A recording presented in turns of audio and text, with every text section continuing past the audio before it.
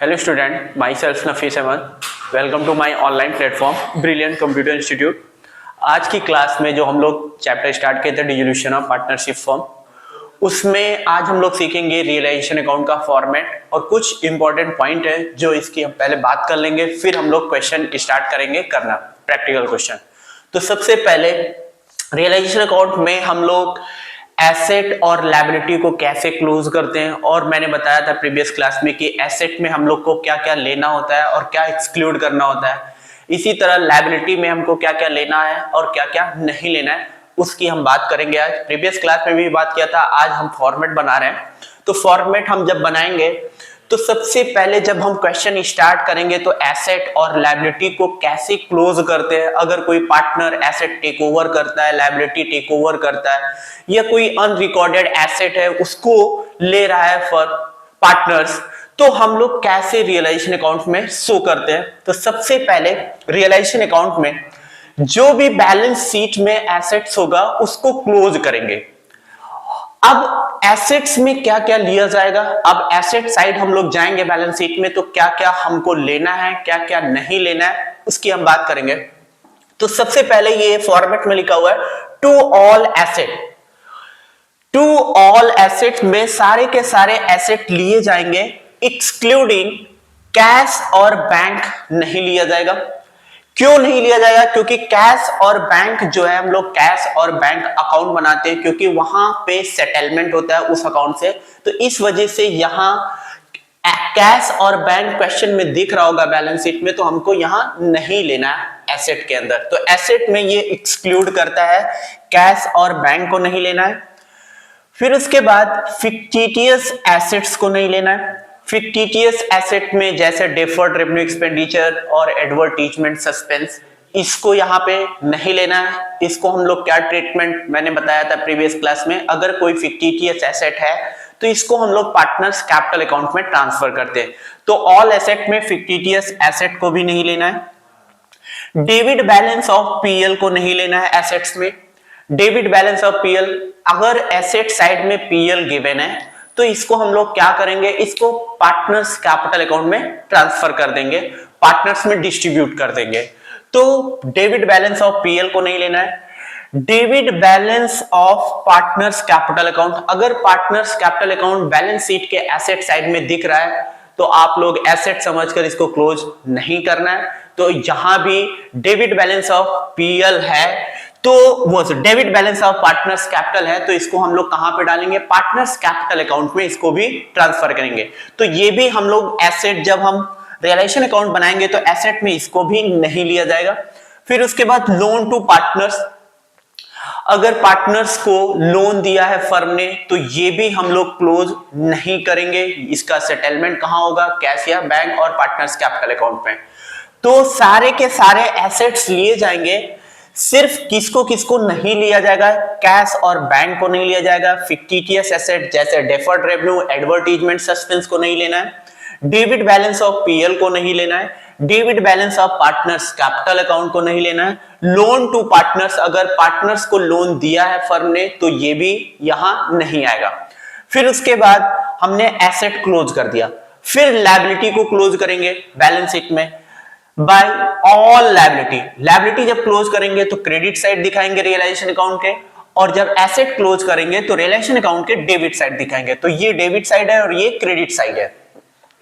फिर उसके बाद लायबिलिटी में by all liability excluding, liability में क्या क्या एक्सक्लूड किया जाएगा, तो क्रेडिट बैलेंस ऑफ पीएल नहीं लिया जाएगा। रिजर्व दिया होगा ये भी नहीं लिया जाएगा। पार्टनर्स कैपिटल अकाउंट अगर गिवन है वहां पे लायबिलिटी साइड पार्टनर्स कैपिटल होता है तो ये भी नहीं लिया जाएगा। लोन फ्रॉम पार्टनर्स, अगर पार्टनर्स से लोन लिया है फर्म ने तो ये भी हम लोग नहीं दिखाएंगे लायबिलिटी में, वो सॉरी रियलाइजेशन अकाउंट में। तो सारे के सारे लायबिलिटी में आएंगे, excluding credit balance of PL नहीं आएगा, रिजर्व नहीं आएगा, पार्टनर्स कैपिटल अकाउंट नहीं आएगा, लोन फ्रॉम पार्टनर्स नहीं आएगा। तो ये सब हम लोगों को जब लायबिलिटी क्लोज करेंगे तो ये सब हम लोगों को नहीं लेना है। एसेट क्लोज किया, लायबिलिटी क्लोज किया, इसके बाद हम लोग क्या करेंगे, एडजस्टमेंट देखेंगे। तो एडजस्टमेंट में क्या क्या चीज हम रियलाइजेशन में डालते हैं, जैसे अब इसकी बात कर ले पहले। By provision on any asset such as provision for doubtful debt, provision for depreciation. अगर प्रोविजन फॉर डेप्रिसिएशन दिया हुआ है, प्रोविजन फॉर डाउटफुल डेट दिया है, तो क्या इसको हम लोग क्लोज करेंगे रियलाइजेशन में? बिल्कुल क्लोज किया जाएगा। तो अगर क्वेश्चन में by provision for doubtful date है, प्रोविजन फॉर डेप्रिसिएशन है, ईटीसी, अगर ये सब दिए हैं तो इसको भी हम लोग लायबिलिटी साइड में शो करेंगे। ठीक है, अगर लायबिलिटी साइड में दिया हुआ है तो रियलाइजेशन अकाउंट के क्रेडिट साइड में इसको हम लोग भी शो करेंगे। तो किसको किसको लिया जाएगा? Provision for depreciation, provision for doubtful date, तो ये भी हम लोग दिखाएंगे। अगर लायबिलिटी साइड में दिया हुआ है provision for doubtful debt, provision for depreciation, तब हम रियलाइजेशन अकाउंट में इसको भी दिखाएंगे। अब हम बात कर लेते हैं WCR और IFR। IFR यहां बात नहीं किया, IFR के बारे में एक बार सुन लो। अगर इन्वेस्टमेंट फ्लक्चुएशन फंड और इन्वेस्टमेंट क्वेश्चन में मेंशन है बैलेंस शीट में, तो क्या ऑल एसेट में यहां लिया जाएगा कि नहीं लिया जाएगा? और IFR का क्या ट्रीटमेंट होगा? क्या IFR को यहां लिया जाएगा कि नहीं लिया जाएगा? अगर बैलेंस शीट में लायबिलिटी साइड IFR और WCR दिया हुआ है तो उसका क्या ट्रीटमेंट होगा? अगर WCR दिया हुआ है तो मैंने बताया था कि अगर WCR पे कोई क्लेम नहीं है तो उसको रियलाइजेशन अकाउंट में नहीं दिखाएंगे, उसको हम लोग पूरा का पूरा पार्टनर्स कैपिटल अकाउंट, अभी एक क्वेश्चन कराएंगे तो वो और अच्छे से WCR का समझ में आ जाएगा। IFR पहले समझ लो।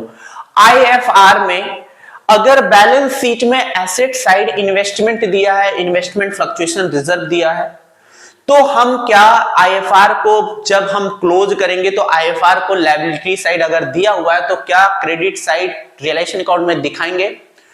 बिल्कुल दिखाया जाएगा। जब इन्वेस्टमेंट और इन्वेस्टमेंट फ्लक्चुएशन रिजर्व दिया हुआ है तो हम लोग IFR को क्लोज करेंगे।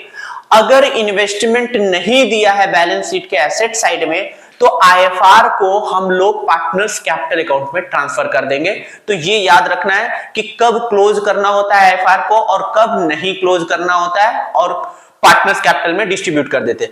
तो याद रखना, अगर इन्वेस्टमेंट और इन्वेस्टमेंट फ्लक्चुएशन रिजर्व, अगर IFR लायबिलिटी साइड दिया हुआ है और इन्वेस्टमेंट बैलेंस शीट के एसेट साइड दिया हुआ है, तब उस केस में हम लोग IFR को दिखाएंगे यहां पे। अगर IFR सिर्फ दिख रहा है, इन्वेस्टमेंट नहीं दिख रहा है क्वेश्चन में, तो आप IFR को पूरा का पूरा पार्टनर्स में डिस्ट्रीब्यूट कर देंगे। अब तो याद रखना है, प्रोविजन होगा एसेट पे, तो provision for depreciation, provision for doubtful date, तो इसको हम लोग क्लोज करेंगे। IFR को भी क्लोज करेंगे। जब इन्वेस्टमेंट और इन्वेस्टमेंट फ्लक्चुएशन रिजर्व है तो IFR को भी क्लोज करेंगे। ये सब याद रखना है। क्या अक्रूड इनकम, प्रीपेड एक्सपेंसेस और आउटस्टैंडिंग एक्सपेंसेस, क्या इन सबको भी रियलाइजेशन अकाउंट में दिखाया जाएगा? बिल्कुल दिखाया जाएगा। अगर अक्रूड इनकम दिया हुआ है क्वेश्चन में बैलेंस शीट के एसेट साइड में, तो यहां पे हम क्लोज करेंगे ऑल एसेट में, क्योंकि ऑल एसेट में एक्सक्लूडिंग में तो वो मैंने बताया नहीं, तो वो ऑल एसेट में यहां पे दिखाया जाएगा। जब एसेट को क्लोज करेंगे तो यहां पे दिखाएंगे, लायबिलिटी को क्लोज करेंगे आउटस्टैंडिंग एक्सपेंसेस, तो यहां पे इसको शो किया जाएगा। और IFR के बारे में मैंने तो बात कर ही लिया, इन्वेस्टमेंट फ्लक्चुएशन और इन्वेस्टमेंट फ्लक्चुएशन रिजर्व और इन्वेस्टमेंट अगर क्वेश्चन में मेंशन है साथ में तो IFR को क्लोज करेंगे, अदरवाइज पार्टनर्स में डिस्ट्रीब्यूट कर देंगे।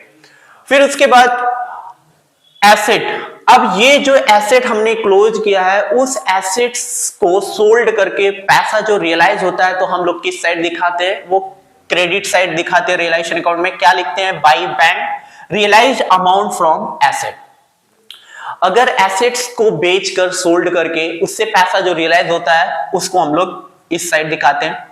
फिर उसके बाद बाय बैंक या cash account, amount receive from unrecorded asset. अगर कोई फर्म का अनरिकॉर्डेड एसेट है उसको सोल्ड करके पैसा रियलाइज हो रहा है तो इसको भी हम लोग यहाँ पे दिखाएंगे और मेंशन कर देंगे ये किस एसेट्स का पैसा है।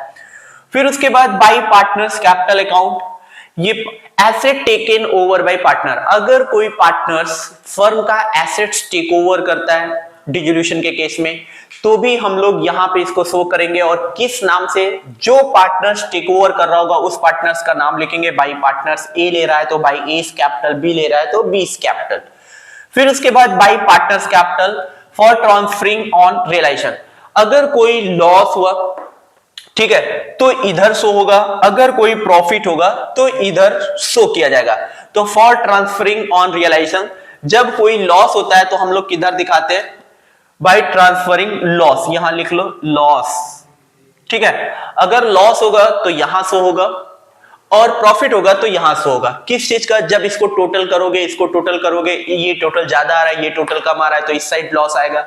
ये टोटल ज्यादा आ रहा है, ये टोटल कम आ रहा है, तो ये साइड प्रॉफिट आएगा। तो हमने ये बात कर लिया, ये बात कर लिया। बैंक, ये अनरिकॉर्डेड एसेट, अगर कोई पार्टनर्स टेक ओवर कर रहा है एसेट्स तो बाई पार्टनर्स कैपिटल अकाउंट और एसेट टेक ओवर, लॉस इधर।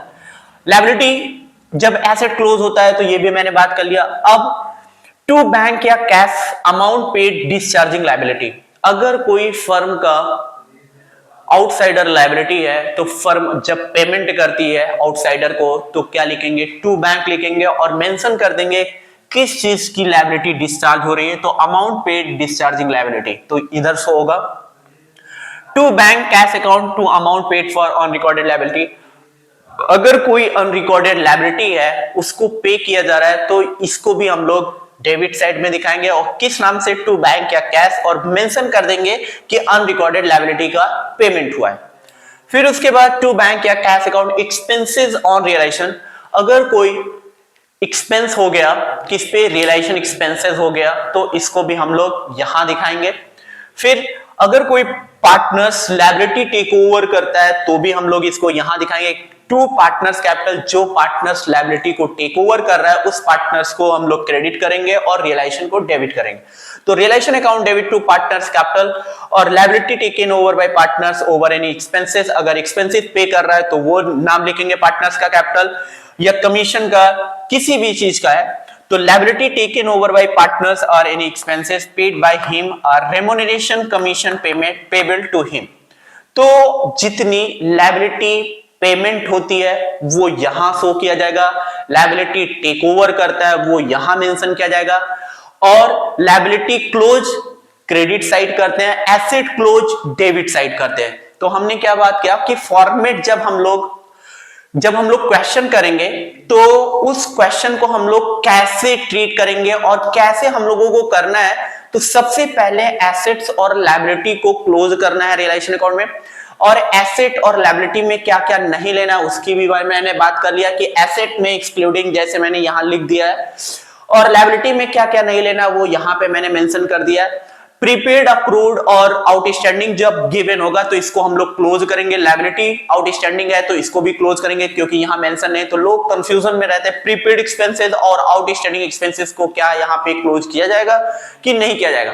अगर आउटस्टैंडिंग अक्रूड इनकम दिया हुआ है, प्रीपेड दिया हुआ है तो इसको भी हम लोग क्लोज करेंगे, लायबिलिटी होगा तो हम लोग इस साइड क्लोज करेंगे, एसेट्स होगा तो इस साइड क्लोज करेंगे।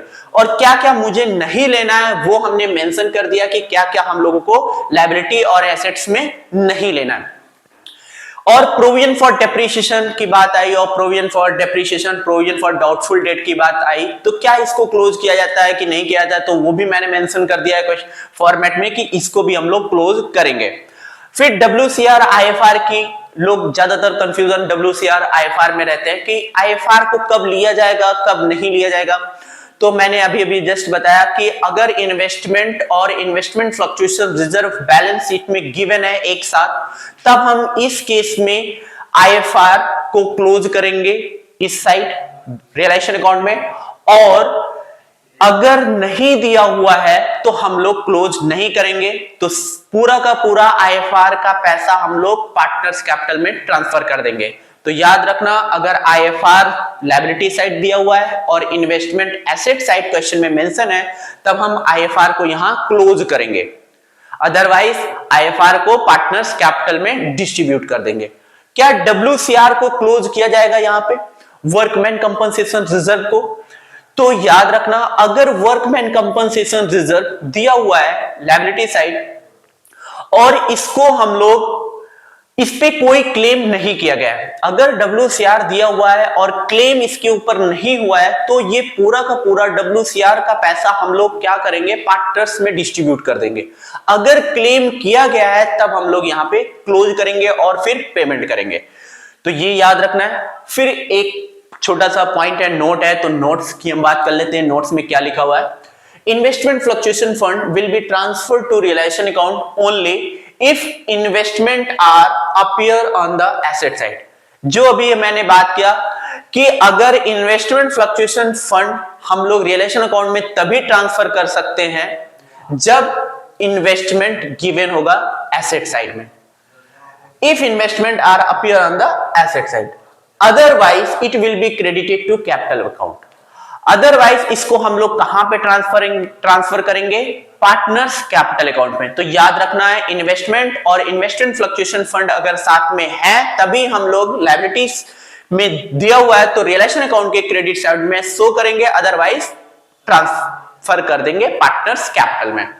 फिर अब ट्रीटमेंट ऑफ गुडविल, क्या गुडविल को यहां पे क्लोज करेंगे कि नहीं करेंगे एसेट में?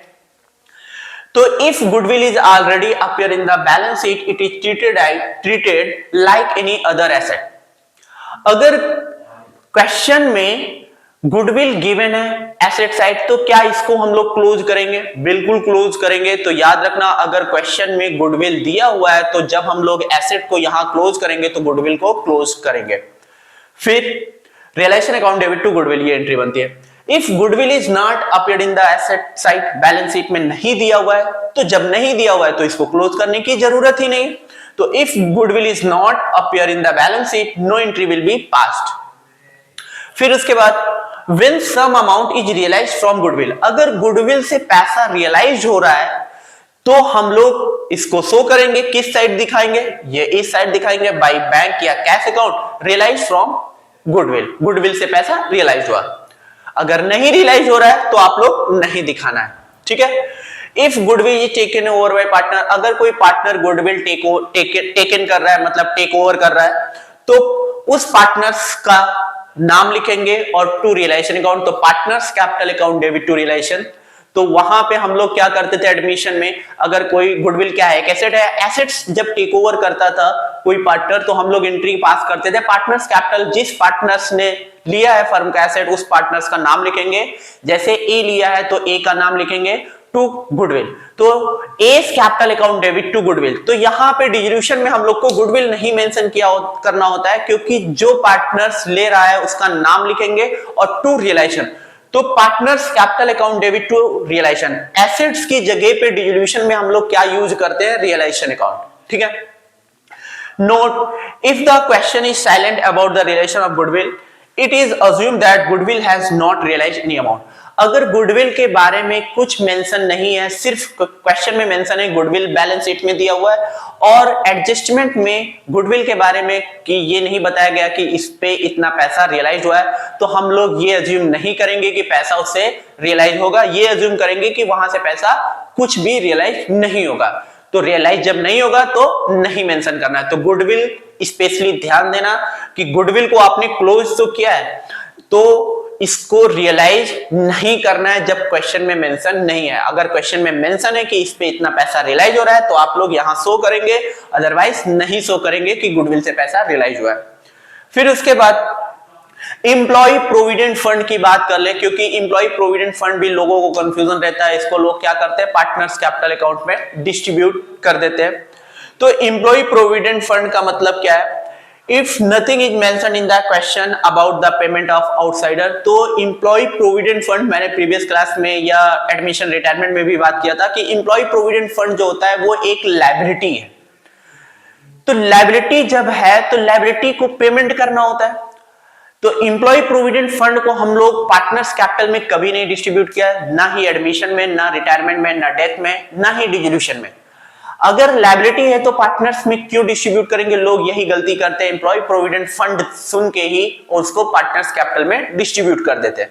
तो एम्प्लॉय प्रोविडेंट फंड अगर बैलेंस शीट की लायबिलिटी साइड में गिवन है तो आप इसको क्लोज करोगे, लायबिलिटी को क्लोज करोगे, रियलाइजेशन अकाउंट में लायबिलिटी को यहां पे क्लोज करोगे। अब पेमेंट की जब बारी आएगी तो लायबिलिटी है तो ऑफकोर्स तो इसका पेमेंट जाएगा ही जाएगा। तो एम्प्लॉय प्रोविडेंट फंड तो लिखा हुआ है कि if nothing is mentioned in the question about the payment of outsider liability, अगर एम्प्लॉय प्रोविडेंट फंड के बारे में कुछ मेंशन नहीं है, क्वेश्चन में साइलेंट है, तो हम लोग ये अज्यूम करेंगे, it is assume that these are paid in full. तो ये हम अज्यूम करेंगे कि यहाँ पे जो एम्प्लॉय प्रोविडेंट फंड का पैसा है वो फुल पेमेंट जाएगी।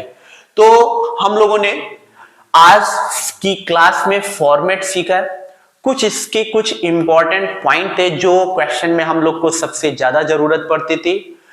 तो नेक्स्ट क्लास में हम लोग एक क्वेश्चन WCR का करेंगे और अच्छे से क्लियर हो जाएगा। फिर उसके बाद हम लोग प्रैक्टिकल क्वेश्चन पे मूव करेंगे और प्रैक्टिकल क्वेश्चन एक एक दो दो करते जाएंगे तो और आपको डिसोल्यूशन चैप्टर अच्छे से क्लियर हो जाएगा। तो अगर वीडियो आप लोगों को अच्छी लगे तो लाइक करो, चैनल को सब्सक्राइब करो। Thank you so much.